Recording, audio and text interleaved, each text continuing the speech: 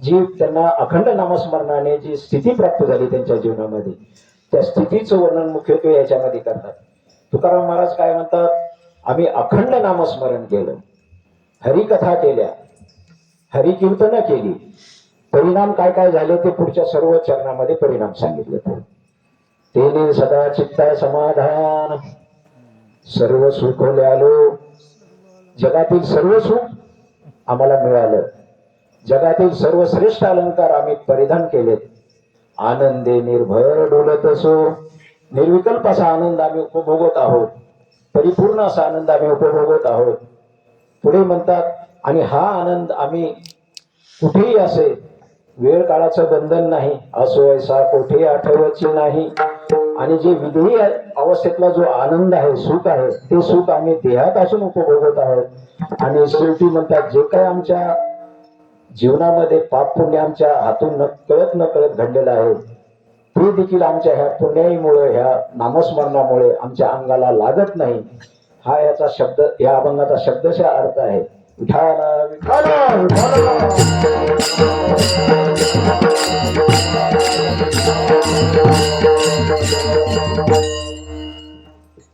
तुकाराम महाराजांना जे लाभलंय समाधान, पण त्याचं समाधान फक्त पहिल्या ओळीत सांगितलंय की कशामुळे लागलेले. सदा नाम घोष करू हरी कथा, येणे सदा चित्ता समाधान. समाधान म्हणजे काय? समाधान हे वस्तूच्या प्राप्तीमध्ये नाही. हे समाधान जे आहे, तुकाराम महाराज जे समाधान सांगतात, आपलं समाधान आहे की वस्तू प्राप्त झाली की आपल्याला समाधान वाटतं, एखादं घर बांधले की समाधान वाटतं, पण हे समाधान काही काळ असतं. हे अखंड जे समाधान आहे हे तुकाराम महाराज या अभंगात सांगतात. तर ते समाधानाचा जो अर्थ आहे, समाधान म्हणजे सम अधिक आधार. सम म्हणजे त्याचं स्वरूप, त्या स्वरूपाचं ज्या ठिकाणी आधान झालं, चित्ताचं आधान स्वरूपाच्या ठिकाणी होणं, आणि मग जे घडतं त्याला समाधान असं म्हणतात. हे समाधान तुकाराम महाराज या अभंगात सांगतात. तसं बघितलं तर सम अधिक आधान, सम म्हणजे स्वरूप, आधान म्हणजे त्या ठिकाणी स्वरूप स्थिर होणं, म्हणजे स्वरूपाच्या ठिकाणी चित्ताची स्थिरता होणं म्हणजे खरं समाधान, हे तुकाराम महाराज म्हणतात. तसं बघितलं तर ह्या विश्वामध्ये दोनच तत्व आहेत. एक तत्व म्हणजे सम तत्व, आणि दुसरं तत्व म्हणजे विषम तत्व. सम तत्व जे आहे हे चैतन्य आहे, विषम तत्व जे आहे हे स्थूल आहे. तसंच सोप्या भाषेत सांगायचं म्हटलं तर सम तत्व म्हणजे ब्रह्म आणि विषम तत्व म्हणजे माया. लक्षात येते का? म्हणजे दोनच तत्व विश्वामध्ये आहेत, एक सम तत्व आणि विषम तत्व. विषम तत्व म्हणजे हे जे काय आपलं विश्व निर्माण झालेलं आहे, वेगळे वेगळे अनंत रूपे अनंत विषय निर्माण झालेले आहे, पशु पक्षी निर्माण झालेत, सर्व प्राणी मात्रे, जलचर भूचर, आपलं मनुष्य प्राणी, हे सगळं जे काही निर्माण झालेले हे विषम तत्व. परंतु त्याला जोड कशाची आहे? समतत्वाची आहे, म्हणजे चैतन्याची. चैतन्याची आणि जड ह्या तत्वाची गाठ होते, त्याच वेळेस हे विश्व निर्माण होतं. म्हणजे हे दोन तत्व विश्वामध्ये आहे, दुसरं काहीच नाही या विश्वामध्ये. आवाज थोडासा कमी करा.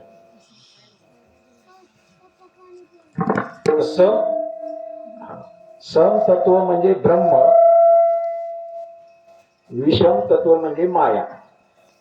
ब्रह्म म्हणजेच ईश्वर, ब्रह्म म्हणजेच चैतन्य, ब्रह्म म्हणजेच समतत्व, ब्रह्म म्हणजेच विठ्ठल, ब्रह्म म्हणजेच हनुमान, ब्रह्म म्हणजेच महादेव, ब्रह्म म्हणजेच कृष्ण, ब्रह्म म्हणजेच आत्मा, आणि ब्रह्म म्हणजेच स्वानंद, ब्रह्म म्हणजे चिदानंद, ब्रह्म म्हणजे स्वरूपानंद, ब्रह्म म्हणजेच सचिदानंद. तर हे जी सचिदानंद, चैतन्य आणि माया हे मिळून हे विश्व निर्माण झालेलं आहे. म्हणजे हे दोनच तत्व आहेत. आता आपण चैतन्याचा आपण थोडासा विस्तार अजून नंतर करू, पण आता विषम तत्व काय आहे ते बघू. विषम तत्व म्हणजे हे सर्व आपण आपल्याला दिसतं ते हे सर्व विषम तत्व आहे. आणि हे जे सम तत्व आहे हे आपल्याला दिसत नाही. ब्रह्म दिसत नाही, विठ्ठल दिसत नाही, कृष्ण दिसत नाही. कृष्ण म्हणजे तो कृष्ण नाही. तुकाराम महाराजाला कृष्ण सांगायचा तो वेगळा, सच्चिदानंद स्वरूप कृष्ण सांगायचा. राम सांगायचा आहे तो धनुर्धरी नाही सांगायचा, जो आत्माराम आहे तो सांगायचा. म्हणजे समतत्व सांगायचे. आणि समतत्व आणि विषमतत्व. विषमतत्व म्हणजे हे जे विश्व निर्माण झालेले वेगवेगळ्या रूपामध्ये हे सर्व जलचर पशु पक्षी हे विषम तत्व आहे. हे सगळं वेगळे विषमता याच्यामध्ये. विषमता त्याचं कारण काय? हे मायाचा प्रगतीकरण आहे. हे विश्वच कशाने निर्माण झालेलं आहे? त्रिगुणात्मक मायेच्या अंगानेच हे विश्व प्रगट झालेलं आहे. त्रिगुणात्मक माया म्हणजे रजोगुण, सत्वगुण आणि तमोगुण. ह्या त्रिगुणात मायेच्या अंगाने हे विश्व निर्माण झालेले आहे. म्हणून प्रत्येकामध्ये रजोगुण आहे, सत्वगुण आहे आणि तमोगुण आहे. पण हे वेगळे कमी अधिक प्रमाणात आहे. त्यामुळे आपल्याला हे सगळं विषम दिसते. म्हणजे एकासारखं एकही नाही. आता आपण हे प्राणी मात्र वेगळे तर आहेतच, पण फक्त आपण मनुष्य प्राणी जरी घेतला तरी त्याच्यामध्ये सारखा दिसत नाही. एकही माणूस दुसऱ्या माणसासारखा नाही.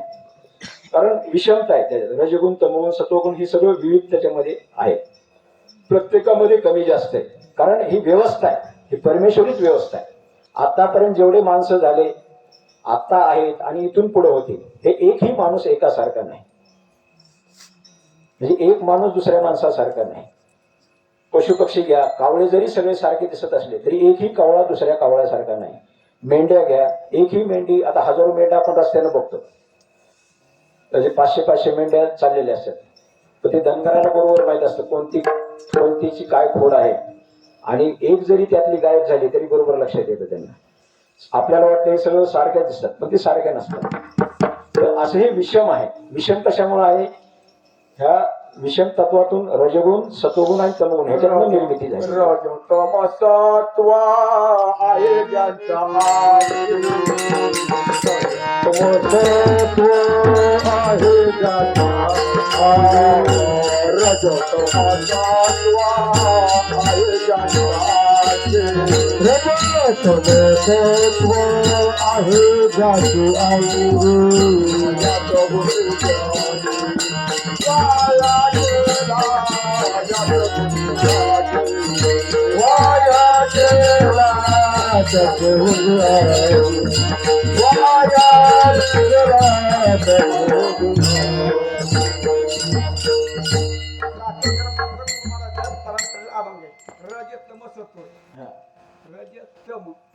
सत्व एक साधन. तर हे जी रजगुण, सत्वगुण आणि तमगुण ह्याच्यातून जी विश्व निर्मिती मी आता सांगत होतो, रजगुणातून उत्पत्ती होते, सत्वगुण जीवन जगतो म्हणजे जीवन आपण म्हणजे स्थिती, आणि तमगुण म्हणजे विघटन म्हणजे नाश. म्हणजे थोडक्यात सोप्या भाषेत सांगायचं तर उत्पत्ती, स्थिती आणि लय.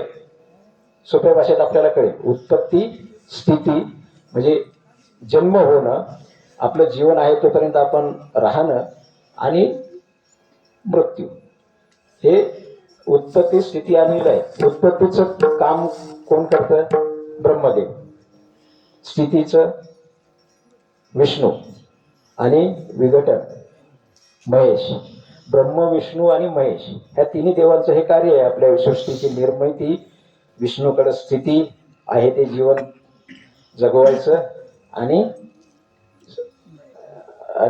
मृत्यू महेश महादेवाचं काम आहे. हे परत सृष्टीवर, कारण हे सगळी व्यवस्थाच आहे. जरी आपल्याला मृत्यू आपल्याला दुःखदायक वाटत असेल तरी पण हे आपल्या आनंदासाठीच आहे.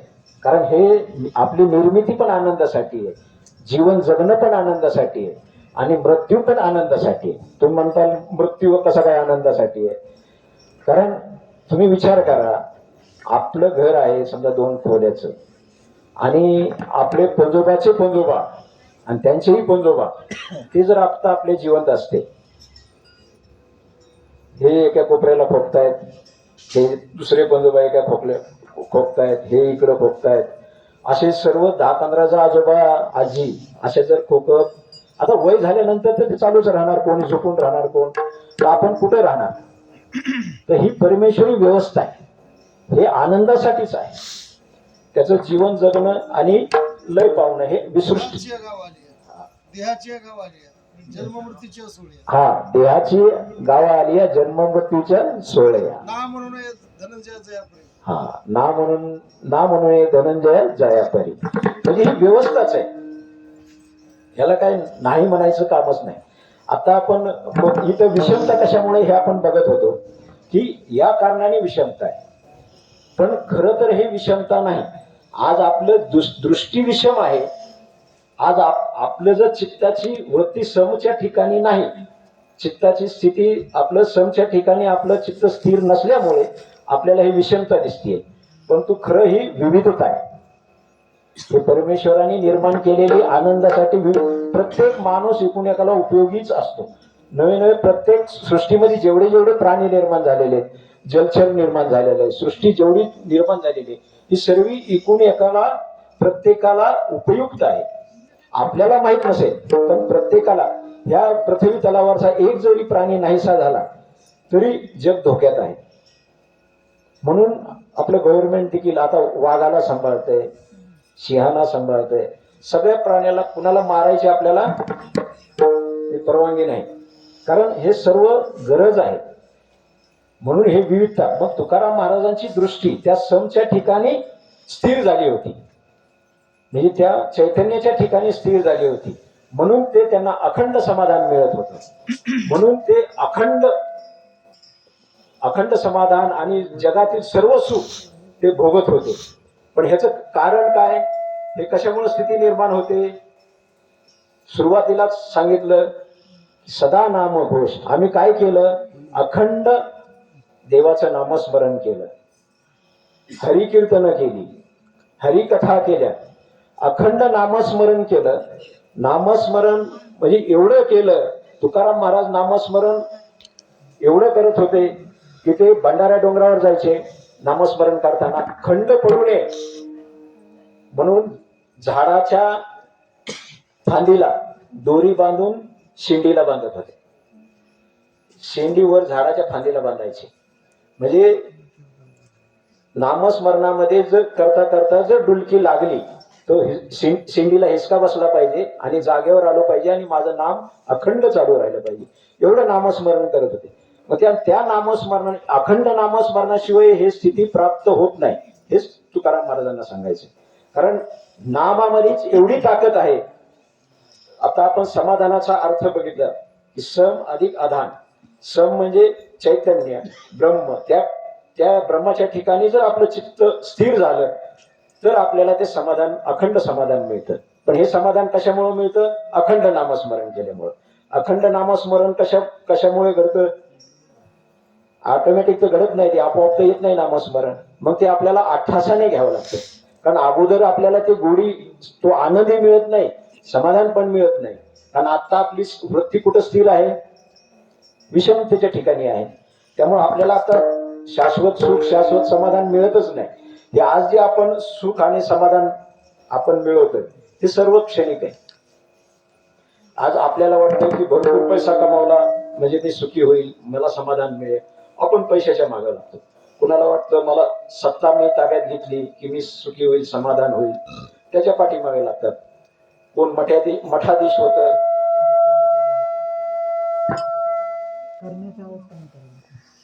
करण्याचा आवाज कमी करा. बाहेरचा आवाज जातो त्याचा कमी करा ना. इथला आवाज राहू द्या, बाहेरचा कमी करा.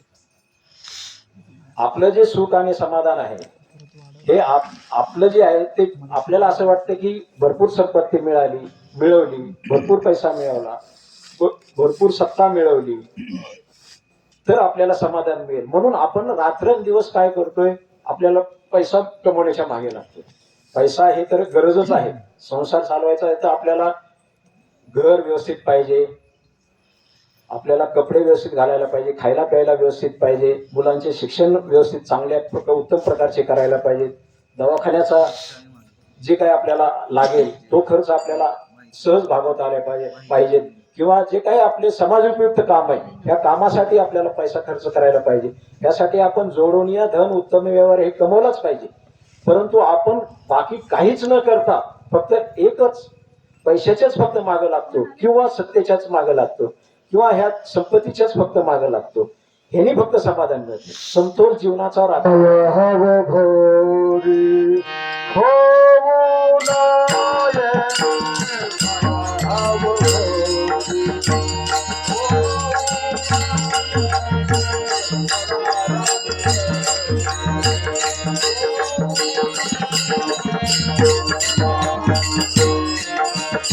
सुख नाही कोठे आले या संसारी सुख नाही कोठे सुख नाही कोठे आले या संसारी माया हरी होऊ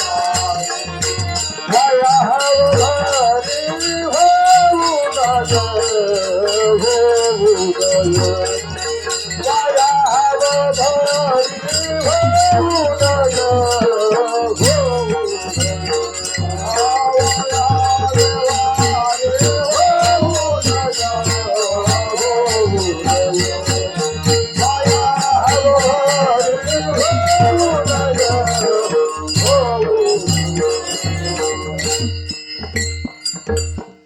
सुख नाही कुठे आली या संसारी सुख नाही कोठे आली या संसारी. वाया हा बरी होऊ नये.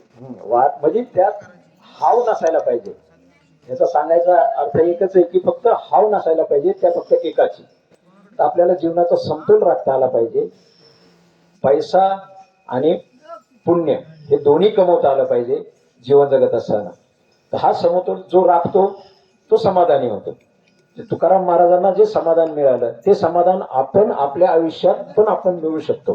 कारण आपला जे जीवन जे आहे फक्त आनंदासाठी आहे. आपला जन्म आनंदासाठी आहे. मगाशी आपण हे केलं आपलं जीवन जे आहे ते आनंदासाठी, सर्व आनंदासाठी, मृत्यू आनंदासाठी. पण आपलं तिथं लक्ष नसतं, त्या स्वरूपाच्या ठिकाणी आपलं लक्ष नसतं, त्यामुळं आपण दुःखात असतो. विषमतेच्या ठिकाणी आपलं लक्ष असतं. पण हे नामस्मरण तुकाराम महाराज अखंड घेत होते. त्याच्यामध्ये थोडा देखील खंड पडू देत नव्हते.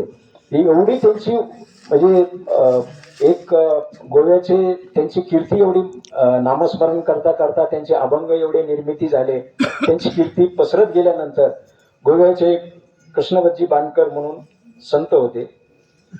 त्यांना वाटलं की देहूचे जे तुकाराम महाराज संत आहेत यांची एवढी कीर्ती आपण ऐकतोय, संत लेवलला पोहोचलेले आहेत, ते यांना एकदा भेटायला जाऊ. संतच होते ते पण त्यांच्याच समकालीन होते. तर ते गोव्यावरनं त्यांना भेटायला आले देहूला. देहूला भेटायला आले, सकाळी पोहोचले तर तुकाराम महाराज घरी नव्हते, पूर्व बहिर दिशेला बाहेर जायचे. तुकाराम महाराजांचं काय जिथे जाईल तिथे विठ्ठल नामस्मरण चालूच असायचं 24 तास. पण काळ वेळ काहीच नव्हतं, कुठं जातोय काही भान नसायचं, अखंड नामस्मरण.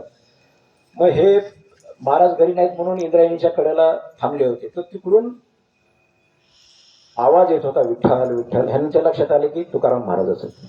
मग आल्यानंतर तुकाराम महाराजांना त्यांनी विचारलं, महाराज तुमची एवढी कीर्ती पसरलेली आहे, तुम्ही संत लेवलला पोहोचले आहात, मी तुमची कीर्ती ऐकून तुम्हाला भेटायला आलो आणि तुम्ही बहिर दिशेला गेले असता तुम्ही असं पवित्र देवाचं नाव विठ्ठल नाव तुम्ही घेता, हे मला तर काय बरोबर वाटत नाही. तुकाराम महाराज त्यांना उत्तर देतात, काय सांगू म्हणले, मी जरी प्रयत्न केला नामस्मरण न करण्याचा, विठ्ठल नाम न घेण्याचा, तरी माझी आवरत नाही. माझी मज वाचा झाली अनावर वाचा, छंद या नामाचा घेतला असे. म्हणजे माझी वाचा अनावर झाली. कशी काय अनावर झाली म्हणजे थांबा म्हणले, मी जीभ पकडून बघतो. कशी थांबत नाही.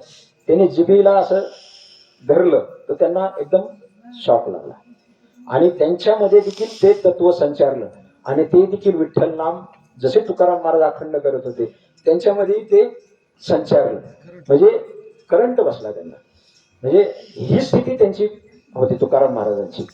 तर अशी स्थिती ज्यावेळेस होईल त्यावेळेस काय होतंय की आपले जे काही विकार आहेत ते ऑटोमॅटिक निघून पडतात, गळून पडतात ह्या अखंड नाम घेतल्याने. देवाच्या नामाची ताकदच ते. कारण नामाचा पण एक अर्थ सांगतो, म्हणजे हे परिवर्तन कसं होतं, नामामध्ये ताकद कशी आहे. नाम अधिक आम, ना अधिक आम म्हणजे नाम. नाम म्हणजे नष्ट होणं, आम म्हणजे अहंकार. म्हणजे अखंड आपण जर नामस्मरण केलं देवाचं, पहिलं आपल्याला त्याची गोडी लागणार नाही. मी मगाशी सांगितलं, येईल तैसा बोल रामकृष्ण हरी, पण अखंड म्हणायचं. अगोदर आपण जर शब्दाने ते नाम जप केला की हळूहळू आपला त्याच्यामध्ये भाव उतरतो.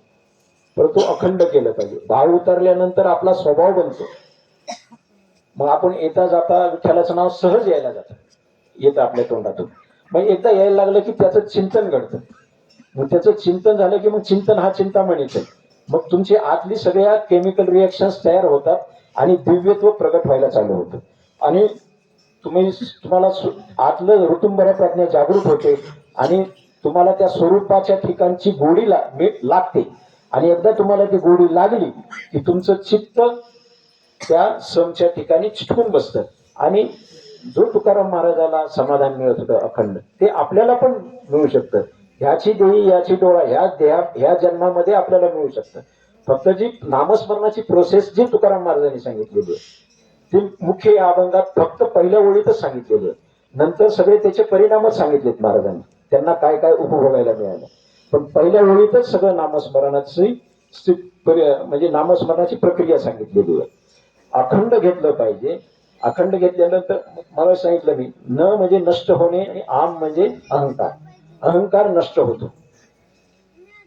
आणि दुसरं न म्हणजे नष्ट होणं, आणि आपला जो काही कडूपणा आहे, आपला काय कच्चेपणा आहे, तो कच्चेपणा टिकल्या जातो, कडूपणा गोड होतो.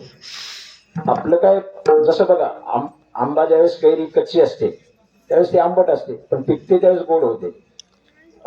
शेंदाड हिरवं कच्चं असताना ते कडू असतं, पिकल्यानंतर गोड होतं. तुकाराम महाराजांनी त्याच्यावर एक अभंग पण लिहिलं, पिकलिया शेंदे कडूपणा गेले तैसे आम्हा गेले पांडुरंग. आठव झाले भावा भाव, झाला स्वयं पांडुरंग. काम क्रोध लोभ निमाले ठाईची, सर्व आनंदाची सृष्टी झाली. हे सर्व आपल्यामध्ये जे काही काम क्रोध आहे हे सर्व निघून जातात आणि आपली दृष्टी बदलते. आणि मग आपल्याला ही जी सृष्टी आहे सर्व, याच्यामध्ये सर्व ठिकाणी परमेश्वर दिसतो. हे परमेश्वर ज्ञानेश्वर महाराजांनी कसा पाहिला, तुकाराम महाराजांनी आपल्याला हे सांगितलं, ज्ञानेश्वर महाराजांनी पण सांगितलं.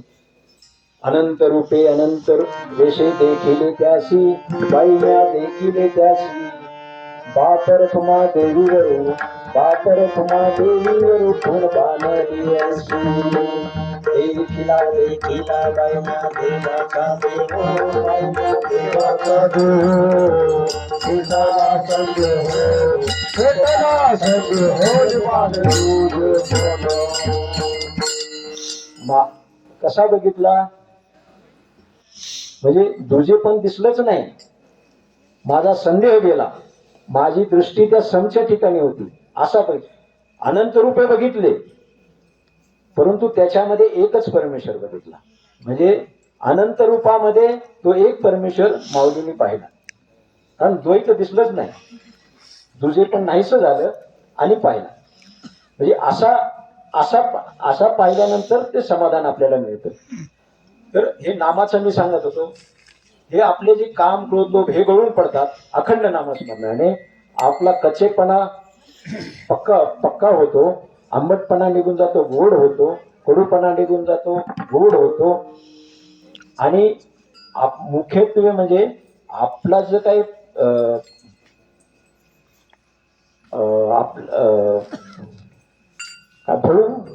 बहुरोग, आम म्हणजे एक बहुरोग पण सांगितलंय. आपल्याला जन्माला आल्यानंतरच आपल्याला बहुरोग झालेला आहे. म्हणजे बहुरोग म्हणजे काय फार मोठा शब्द नाही तो. आपल्या स्वस्वरूपाला विसरणे आणि त्या विसरामध्ये जीवन जगणे म्हणजे बहुरोग, एवढा सोपा अर्थ आहे त्याचा. आपण आता जे काही जगतोय आपण त्याच्या विसरातच जगतोय. आपण सर्वच आठवायचा प्रयत्न करतोय. यासाठीच सर्व हे कथा कीर्तन भजन ह्यासाठीच आहे. त्याचा आठव होण्यासाठीच आहे. स्वरूपाचा आठव होण्यासाठीच आहे. म्हणजे तो आपण बहुरोगातून बाहेर पडण्यासाठीच आहे. मग बहुरोगातूनच हे बाकीचे सगळे एक एक रोग बाहेर येतात. म्हणजे मानसिक रोग होतो बहुरोगातूनच. आणि मानसिक रोग झाले की पुढे शरीराचे रोग होतात. खरा मूळ आहे तो बहुरोगच आहे. आणि ज्याचा बहुरोग जातो हे अखंड नामस्मरणाने बहुरोग पण जातो असं संतांना सांगायचे. असं नामस्मरण जर अखंड घेतलं हे सगळे विकार गळून पडतात आणि मग चित्ताची वृत्ती आपली त्या समच्या ठिकाणी लागते. तरच लागते. असं तुम्ही जर समजा आता मला जर तुकाराम महाराज सांगितलेलं आहे की माझं चित्त त्या समच्या ठिकाणी त्या चैतन्याच्या ठिकाणी त्या ब्रह्माच्या ठिकाणी लावायचं, असं लागू शकत नाही डायरेक्ट. तर मग ह्याचीच पहिल्या ओळीमध्ये त्याची प्रोसेस सांगितलेली. अखंड नामस्मरण केलं पाहिजे.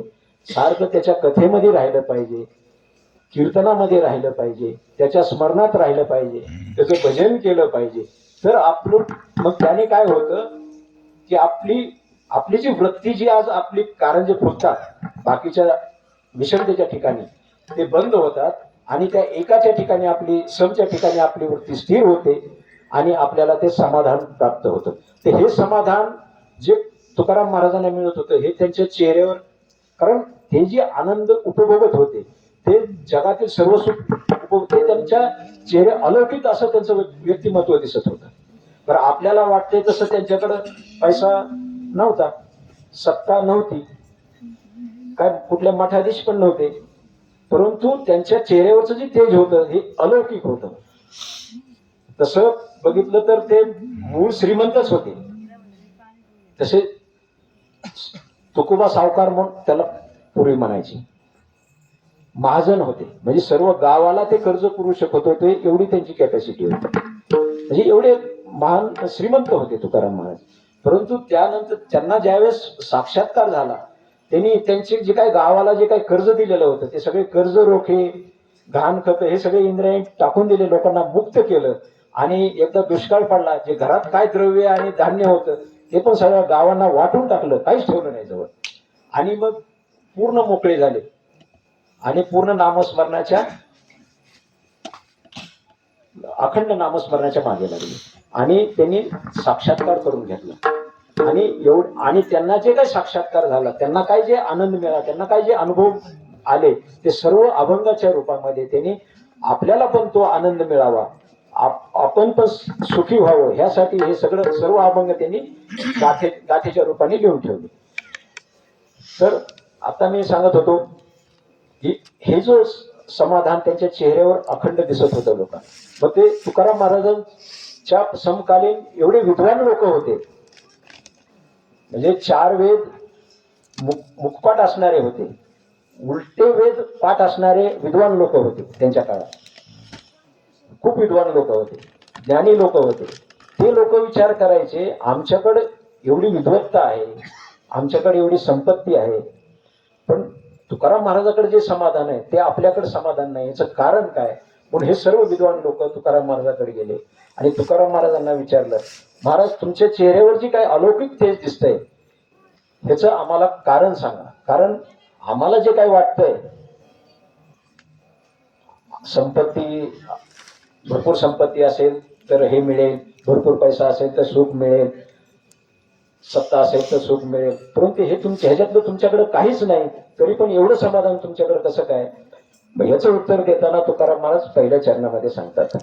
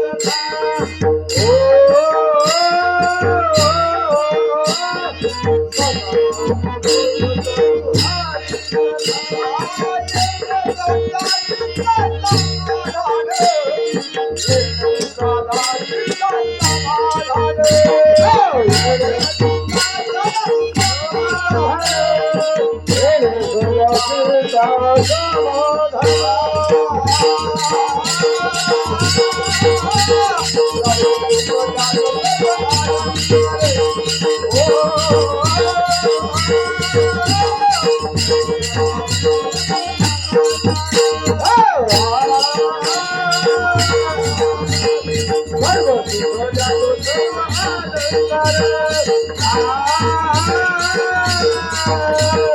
सर्व सुख जातो सर्व अलंकार सर्व अलंकार टाळ्या वाजवा बाबांसाठी. या जुन्या चाली आपल्याला ऐकायला मिळत नाहीत. आता आपल्याला पिक्चरच्या चाली भेटतात. जुनी माणसं असली की ह्या चाली ऐकायला मिळतात. खूप छान चाल म्हणजे. तर पहिल्या चरणामध्ये तुकाराम महाराज त्यांना उत्तर देतात, आम्ही अखंड नामस्मरण केलं, सदा नाम घोष करू हरी कथा, येणे सदा चित्ता समाधान. म्हणून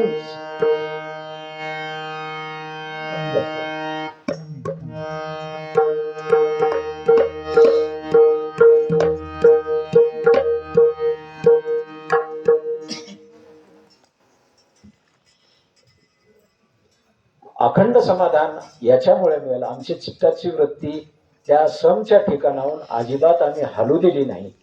त्यामुळे हे अखंड समाधान तुम्हाला चेहऱ्यावरती दिसते. तुम्हाला जे वाटतंय ना हे कशामुळे, आम्ही अखंड नामस्मरण केलं, हरिकथा केल्या, हरिकीर्तन केली आणि चित्ताची वृत्ती त्या एकाच्या ठिकाणी समच्या ठिकाणी. सम म्हणजे मगाशी मी तुम्हाला सांगितलं, जेवढे देवाचे नाव आहेत ते म्हणजे सम, ते एकच तत्व आहे. आपल्या तोंडातून कुठल्याही देवाचं नाव आलं तर आपल्या डोळ्यासमोर ते एकच दिसला पाहिजे, तर मग खरं आपलं नामस्मरण चालू होतं. नाहीतर मग हा खरा का तो खरा, आता ह्याच्या गोंधळामध्ये पडायला नको. तो तत्व एकच आहे, नावं वेगळी वेगळी. एवढंच आपण ध्यानात ठेवायचं. तो समच्या ठिकाणी आपली चित्ताची वृत्ती स्थिर झाली आणि आम्ही अखंड समाधान उपभोगलं. मग अशी नामाचं पण महत्व सांगितलं मी.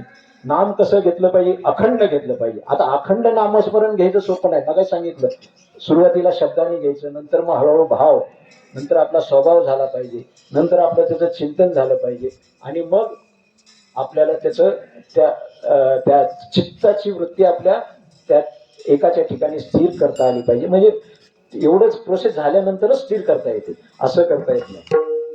त्याचे मग नामस्मरण घेताचे मग सुरुवातीला जर आपल्याला नामस्मरण घ्यायचं असेल तर येईल तैसा बोल, रामकृष्ण हरी मगाशी सांगितलं.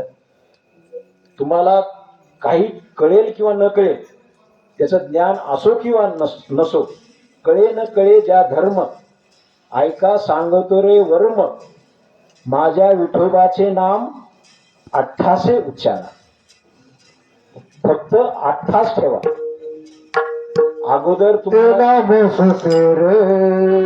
राम कृष्ण गोविंद राम कृष्ण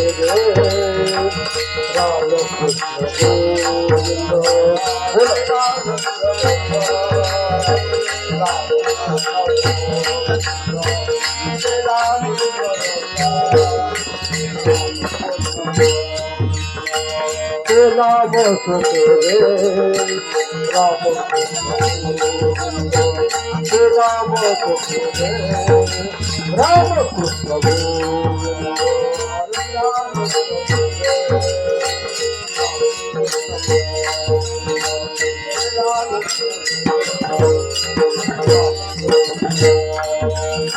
वाचे से सदगत आधु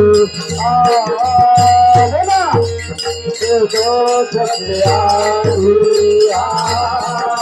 वाचे से सदगत आधु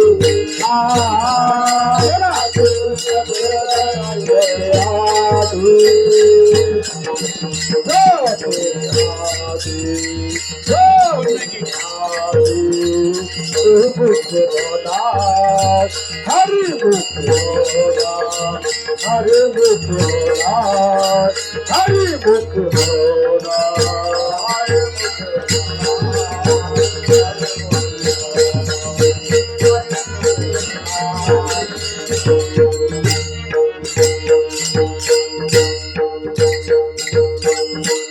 वाचेची सद्गतच जाते आधी. म्हणजे वाचेने अखंड नामस्मरण घेतलं पाहिजे.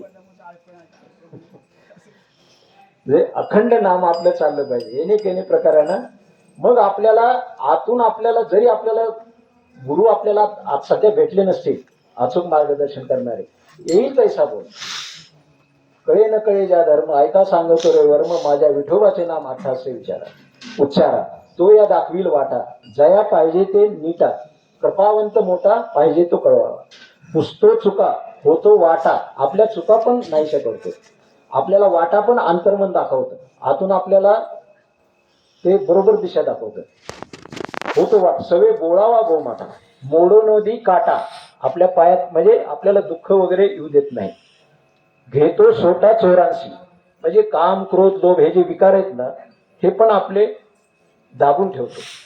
म्हणजे असं जर आपण अखंड नामस्मरण, आपल्याला काही कळो किंवा न कळो, त्याचं ज्ञान असेल किंवा नसेल, अखंड नामस्मरण केलं तरी आपण त्या पदापर्यंत पोहोचू शकतो, त्या समाधानापर्यंत पोहोचू शकतो, असं तुकाराम महाराज आपल्याला पहिल्या चरणामध्ये सांगतात.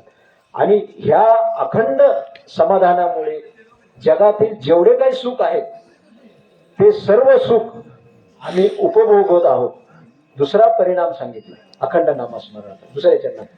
सर्व सुख झालं, सर्व सुख झालं, सर्व आलं झालं, सर्व आलं झालं, सर्व आलं झालं, सर्व सुख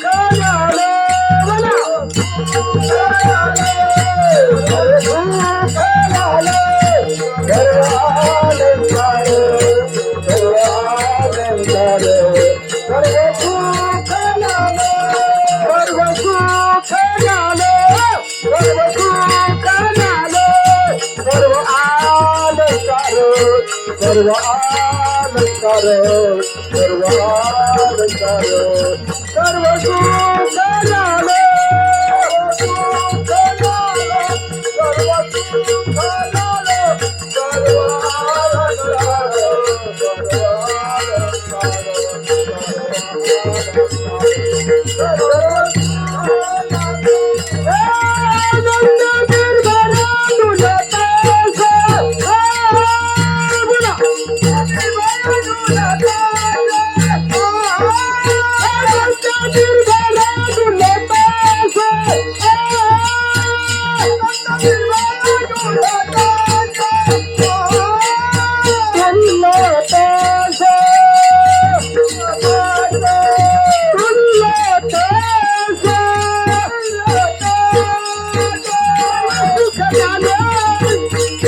सुख झालं, सर्व सुख झालं, सर्व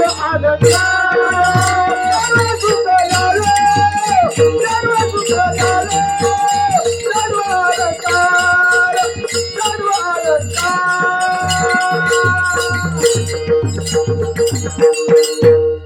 महाराजांसाठी पण एकदा टाळ्या वाजवा.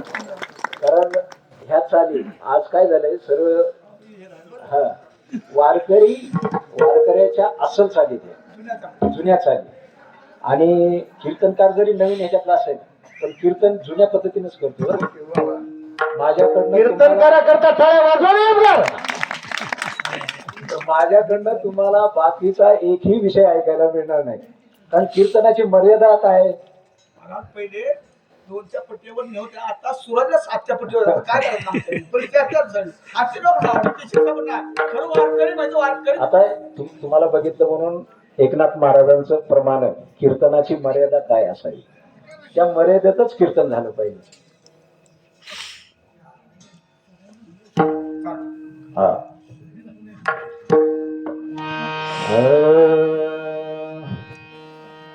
सज्जन वृंदे मनोभावे आदिवंदावे,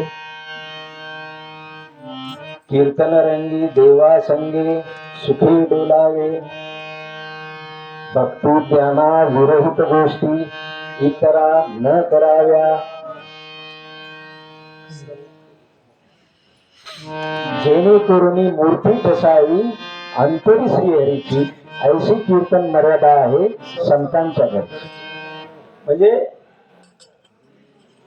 ज्ञान वैराग्य आणि भक्ती याच्या व्यतिरिक्त एकही शब्द, नामस्मरण याच्या व्यतिरिक्त एकही शब्द कीर्तनात बाकीचं काही आलं नाही पाहिजे. हे कीर्तन एकनाथ महाराजांनी घालून दिलेली मर्यादा आहे. ह्या मर्यादेतच कीर्तन झालं पाहिजे. करावे कीर्तन करावे कीर्तन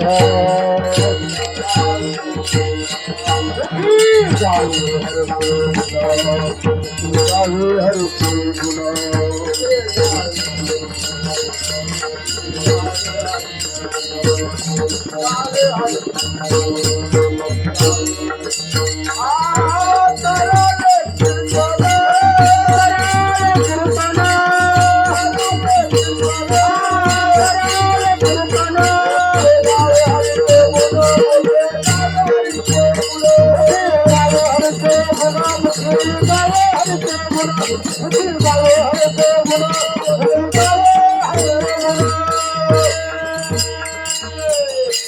करावे कीर्तन मुखी गावे हरीचे गुण.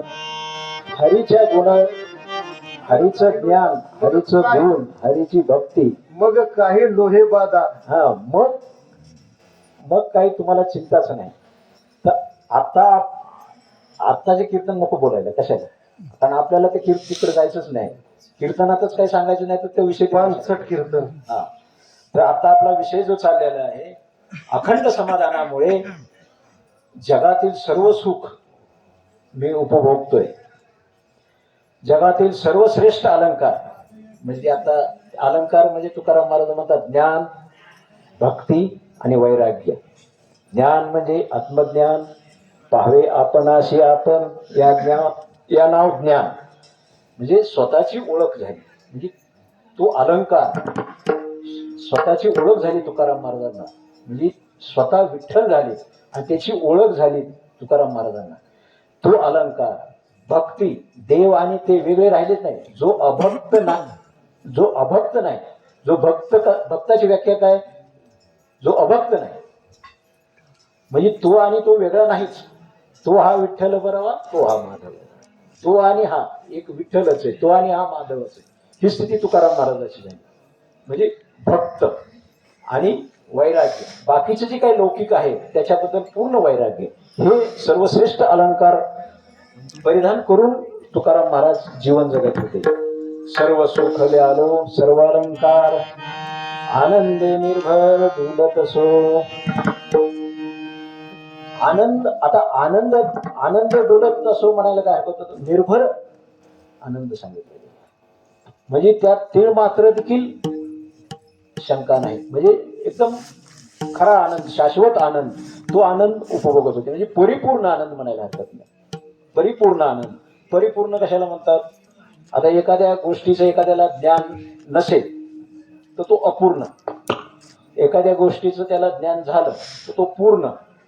एखाद्या गोष्टीचं त्याला ज्ञान पण झालंय आणि तो ज्ञान ज्याला जे झालेलं आहे तो स्वतः ज्ञानी होऊन जगाला वाटतोय, त्याला म्हणतात परिपूर्ण. हा परिपूर्ण आनंद, तो आनंद स्वतः भोगत होते आणि दुसऱ्याला वाटत होते. म्हणून तो परिपूर्ण आनंद उपभोगत ते जीवन जगत होते.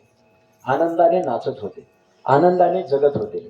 म्हणजे सर्व सुख ल्यालो सर्व अलंकार, आनंदे निर्भर सो. आणि हा आनंद आम्ही कुठेही असो, घरात असो, बाहेर असो, भंडाऱ्या डोंगरावर असो, रामचंद्र डोंगरावर असो, कुठेही असेल. पुण्यात जरी, कारण तुकाराम महाराज त्यावेळेस पुण्यात पण येत होते. त्यांची सासरवाडी त्याला म्हणतात काय, हा लोहगावला होते. लोहगावला असेल तिथं तो आनंद. जे ते जातो तेथे तू माझा सांगाती, चालविसी हाती धरून या, चालो वाटे जाता तुझाच आधार, चालविसी भार सवे माझा. कारण अशी स्थिती झालेली होती. तो बरोबर स्वतः, कारण ते स्वतःच विठ्ठल झाले होते. त्यामुळं कुठेही असेल तरी तो आनंद, अखंड आनंद भोगत होते. असो ऐसा कोठे आठवची नाही, पुढे म्हणतात देहीच विदेही भोगू दशा. जो विदेही अवस्थेचा आनंद आहे, जे सुख आहे ते आम्ही देहात राहून उपभोगत होतो. आपण विदेही अवस्थेत कधी असतो? दिवसभरात कधी असतो का? विधेयी अवस्था कधी होती आपली? हा, झोपेत होते. बरोबर. झोपेत आपल्याला काहीच माहित नाही. उशाजवळ एखादी मेनका बसली, उशाजवळ का पायापाशी एक फाना काढून साप उभा राहिलाय, आपल्याला काही कळत नाही. त्या सापाबद्दल भीती नाही आणि त्या मेनकेबद्दल प्रीती नाही, काहीच नाही. आपण विधेयी अवस्थेत असतो झोपेत, गाढ झोपेत. बरं का, गाढ झोपेमध्ये विधेयी असतात आणि त्यावेळेस खरं आपण आनंदी असतो. त्या झोपेसारखं सुख आहे का? जर आपल्याला जर गाढ झोप लागली रात्री तर सकाळी आपण किती फ्रेश असतो, ताजेतवाने होतो. कारण मगाशी मी सांगितलं, आनंद कशात आहे? वृत्तीच्या स्थिरतेमध्ये आहे, वस्तूमध्ये नाही. वृत्तीच्या स्थिरतेमध्ये आहे. वृत्ती झोपेमध्ये स्थिर होते, त्या स्वरूपाच्या ठिकाणीच जाते. फक्त नेनिवेद असतो आपण ते जाणत नाही, कारण आपली वृत्ती स्थिर झालेली आहे, कारण आपण झोपलेलो असतो. म्हणून ते फक्त आनंद आपल्याला उपभोगता येत नाही. पण झोपेत जो आनंद मिळालेला आहे, आपण तो जाणवत नाही आपल्याला आनंद. पण सकाळी उठल्यानंतर तो आपल्याला चेहऱ्यावर दिसतो, कारण वृत्ती स्थिर झालेली असते, त्याच्या ठिकाणी एकही विचार वाहत नाही. मगाशी मी उदाहरण दिलं होतं गोव्याचे कृष्णवज्जी बामकर, त्या संतांचं एक अमृत वचन आहे. निद्रे माझी जसा निवृत्त ससी, जागेपणी होतसा. तू आनंदात मुरणी विस्मृती न घे, रक्षी सुखात नाथसा. जे जे पासी ते सुखात्मक असे, येईल लक्षी तुला. तू आनंद समुद्र विश्वलहरी, जाणूनी घोटी मुला. निद्रे माझे जसा, म्हणजे निद्रेमध्ये जशी मला सुख मिळतंय, ते सुख मला जागेपणी मिळू दे. आणि जागेपणी हे मिळतंय कधी? आपली चित्ताची वृत्ती स्थिर झाली त्या समच्या ठिकाणी. तर झोपेत जे सुख मिळतं ते जागेपणी मिळतं. म्हणजे ती जर वृत्ती जर आपली तिथं स्थिर असेल तर आपल्याला 4-4 दिवस जरी झोपलो नाही तरी आपल्याला थकवा जाणवणार नाही. आपण त्याच ताकदीनं काम करू शकतो. ही स्थिती आपली प्राप्त होते आपल्याला, कारण स्थिरता आहे ना वृत्तीची. कुठे? त्या चैतन्याच्या ठिकाणी आहे. त्यामुळं तुमचं शरीर कंटाळतच नाही, कारण त्या चैतन्याच्या ठिकाणी. चैतन्य कसं आहे? सच्चिदानंद स्वरूप आहे. ते कधी म्हातारा होत नाही, ते कधी थकत नाही, त्याला आदी नाही, त्याला अंत नाही. परमेश्वर आहे ना ते. चैतन्य म्हणजे परमेश्वरच आहे, ते ईश्वरच आहे. मगाशी मी सांगितलं ना, चैतन्याच्या समचं मी सुरुवातीला सांगितलं. समच्या ठिकाणी जिथं चित्तवृत्ती स्थिर होते, समच्या ठिकाणी म्हणजे देवाच्या ठिकाणी, विठ्ठलाच्या ठिकाणी, कृष्णाच्या ठिकाणी, रामाच्या ठिकाणी, ह्या सर्व जे काय देवाचे नाव आहे ते चैतन्यच आहे.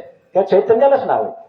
ज्ञानेश्वरीमध्ये त्याला चैतन्य वापरलाय शब्द, तुकाराम महाराजांनी विठ्ठल वापरलाय, काही संतांनी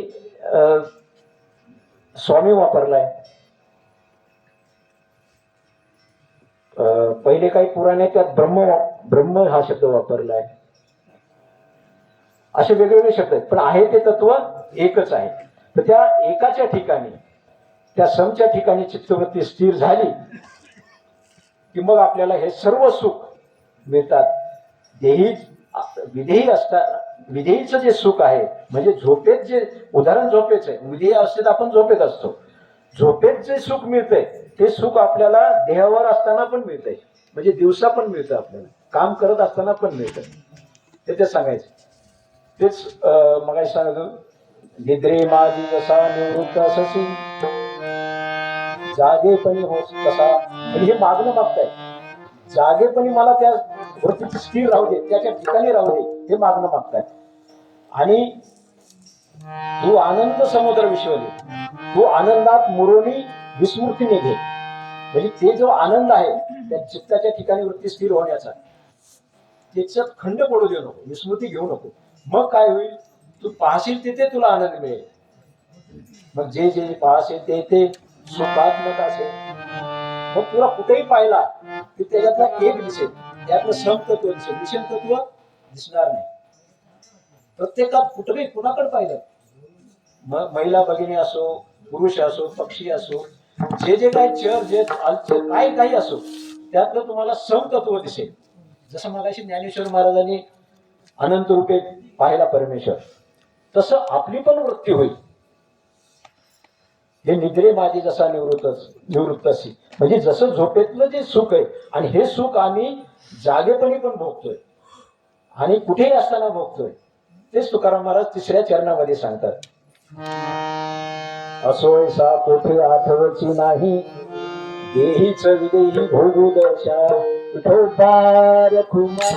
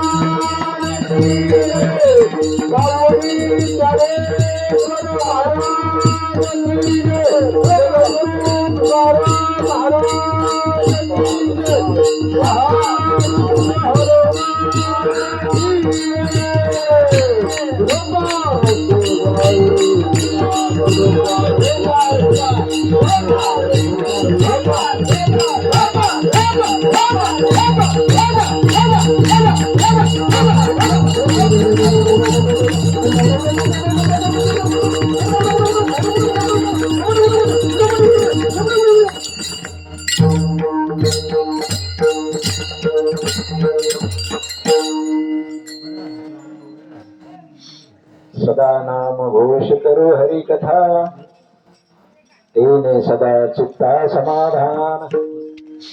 सर्व सुख ल्यालो सर्व अलंकार, आनंदे निर्भर डोले तसे.